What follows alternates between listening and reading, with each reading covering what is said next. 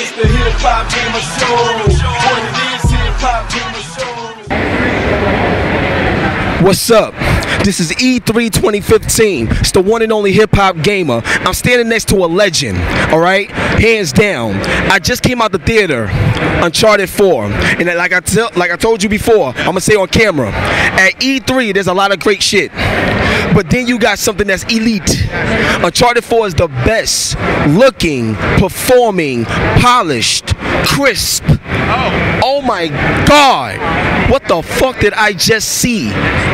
This is the best game of E3, but not only E3, of a generation and generations to come. I want to say thank you so much for your work. Introduce yourself, let them know who you are and why you're so amazing.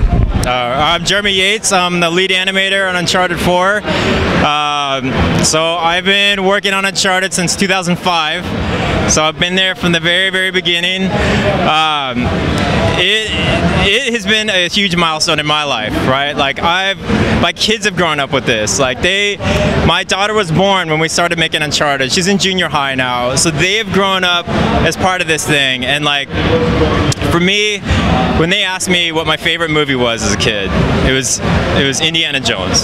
Really? Wow. And so it's like a total honor to, I guess, be able to like be a part of like the Indiana Jones for this generation, and not only just like a movie, but we're making something that's new. We're making something that's interactive. They get to be in it, and like for me, that's just been like. I'm gonna tell you something right now, and I gotta go on camera saying this. First, it'll be my honor to pass the belt on to you. You gotta hold the belt, man. Seriously. That's the first thing. Second thing is this, and we were just talking about it. In 2007, Uncharted 1 made their debut. I made a song for the game and everything, Drake's Deception. Now, I'm gonna tell you something, real talk. All you journalists and everybody out there that doubted Naughty Dog and was saying it was a Tomb Raider clone, this game, this Uncharted brand has pushed the industry forward, personified what it means to be great. His talent and the team's talent did that to the point where Phil Spencer, I love Phil Spencer, that's my guy, but Phil Spencer over at Microsoft had to spend money to get something, and they admitted that they needed something to compete with Uncharted, with Tomb Raider. I loved all the games, but I'm here to tell you thank you for your work, thank you for not stopping, and now I gotta ask you this. The engine, how is it that you guys are able to get so much out of the PS4 so early in the life cycle? I mean, a lot of it just comes with just experience, and the great thing with the successes that we've had, it's allowed us to just pull the best from the world. I mean, we're hiring people from all over the world, and we hire people that, you know, we've had people that have been there for a long time. We have people that started as fans, and now they're coming in, and so there's like so much passion that comes in, and it just like we just all pull together and just we do what we do. You know, it's. Is this truly the last Uncharted, or will we ever see Nathan Drake in other games, or is there anything you could kind of shed light on? I would hate to see this franchise swan song happen. I would hate for that. Well, yeah, we've been very open about the fact that this is Nathan Drake's final story, and I have to say though, because I've been through it a long time, it's hard to get me really excited. And when I heard the pitch that Bruce and Neil kind of came together and like, this is how we're gonna wrap it up, like all the leads were kind of in it, and we like just stood up and clapped. Like, it is gonna be the best Uncharted we've ever done. You guys are gonna love it. Now, weapons. I want to talk more about the weapons because I actually love the selection of weapons that you guys had in each, you know, Uncharted. But what I want to ask is, what type of weapons are we gonna like eventually like see in Uncharted, and will we get some dual wielding and some extra stuff that we just never seen before in your franchise? So a lot of the game design of Uncharted is a lot about like very careful selection. So we want to make sure that we're not just throwing a ton of options, it's just gadgets at you know, as a player. So we've tried everything. I mean, I would say to get to the point where we are, like there's a lot of things that we came full circle on. There's things that we worked for 2 years on trying, like, okay, what could it be like this? What about like this? Like, you know, what are all the different things we could do? And then carefully and painfully, I mean, sometimes you have to kill your babies. like pruning down like what is Uncharted, like what comes down to the essence of this game, and what we want is for the game to be accessible, right? But not accessible doesn't mean dumbed down. Accessible doesn't mean simple. Drake is a complex character. Like, there's so much that he can do, but we want to make it so that it's intuitive for the player, that it just like makes sense to them and they just get it, and we can like do everything on the buttons. You're not going into menus and like, oh, I'm gonna equip this, and you know, like all of it should just be like muscle memory, and you just play this game and just like you get it, right? Yeah, the driving mechanics, that looked amazing. Like the fact that you could get in the car and drive and how seamless like everything goes in the transitions. I thought that was amazing. So, in terms of driving around in the game, does that mean that like we'll get a chance to have some sort of exploration that we never had a chance to explore before? Like, to walk us through that. So the design of the Jeep is designed to be an extension of Drake. Drake is an explorer, right? Drake climbs. There's a lot of traversal, like problem solving, and it's like, well, how do I get here? And so that's what you would do as a character. You know, we spent a ton of time on Drake's climbing and just kind of like all the different things he can do. Like the world kind of opens up to him, and it's the same with the Jeep. Like his 4x4 is like we wanted to like allow that to like create puzzles and create like ways for you, like, oh, how can I see that thing in the distance? I want to get there. How do I do it?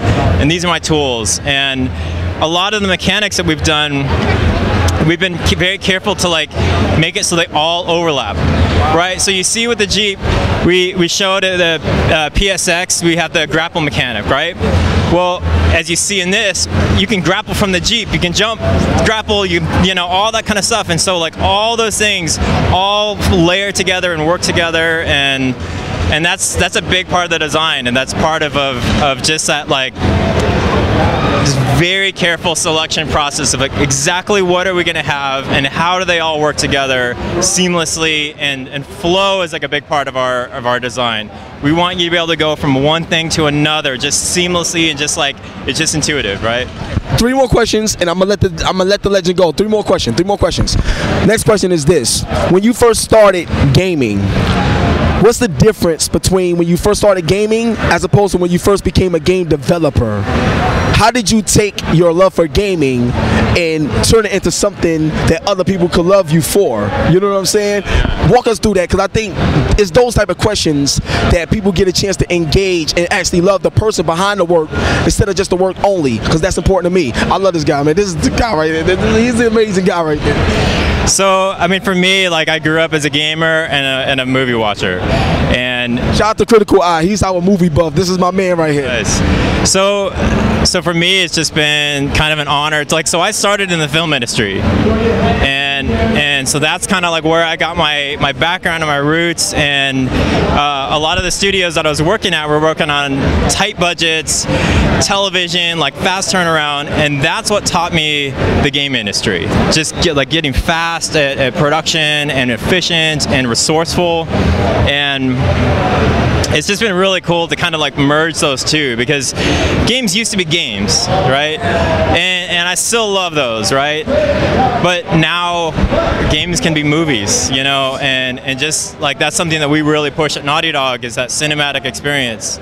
And we're constantly learning. You know, we learned all through Uncharted 1, 2, and 3, then The Last of Us, then back to Uncharted 4, and so we're just kind of like taking all that we just slowly learned. Some things like we're like, that didn't work, and some things like that really felt good right there. And like every game, we kind of like pick out some things that like that really worked. How can we incorporate that everywhere? Yeah. My next question is this, and it's very important. When it comes to multiplayer, right? First of all, will Uncharted 4 have multiplayer, and if so, what about the PlayStation that you guys discovered that will allow you to have a successful multiplayer? Because there's been a lot of great companies, a lot of great games, and even though they are great, they ran into that roadblock of online, and it's been horrible, and a lot of people complain. What is your team doing that's a bit different, that's going to maximize the system to give us an online experience with Uncharted that will blow our minds? Well, so we definitely are having multiplayer for Uncharted 4. Yo, the level design in the game alone making me look. All right, go.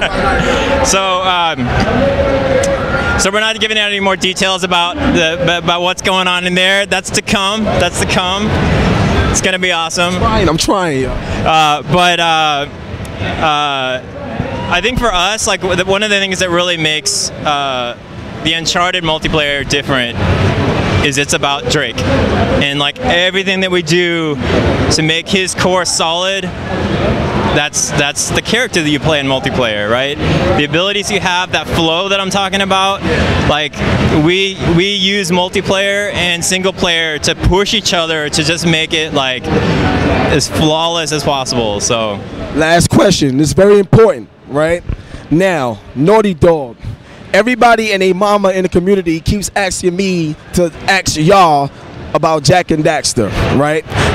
Now look, I'm gonna tell you, I'm gonna ask you a question in a completely different way. Yeah. All right? Now listen. After seeing Ratchet and Clank come back, it wasn't a remaster, you know what I'm saying? It was a reimagining. And that shit looks beautiful because it was completely remade. It wasn't built from the ground up. Now with Jak and Daxter, it has that same energy where you could give it a reimagining and you don't even have to do a whole new game if that's not in your pipeline. But from a business standpoint, fan service in the hearts of Naughty Dog, does Jak and Daxter make sense to bring back to the industry from a business standpoint? Or do you feel that Jak and Daxter deserves to come back in the industry with a brand new story with the new technology you have for the PS4? Well, I started on Jak 2, and so Jak is definitely a part of my life as well. I'd personally love to see it come out. We did honestly explore doing a Jak and Daxter while we were kind of figuring out The Last of Us. So it could have been that. We honestly looked into it. Like, there's some concept art out there where you could see a bit of like what could have been. I can't really tell you what the future holds for us. Like, we don't know. Besides The Last of Us 2? We do one. Besides The Last of Us 2? One game at a time. I'm trying to get it. You try. Good try. I tried, man. Listen, y'all one question. Like Hip Hop said, I'm a movie buff, and I got one question. If you were able to work on any movie franchise as a game, if you were able to create any movie franchise as a game, what would it be? Oh, what a question! What a question! That is a tough question. Yeah. Well, all right.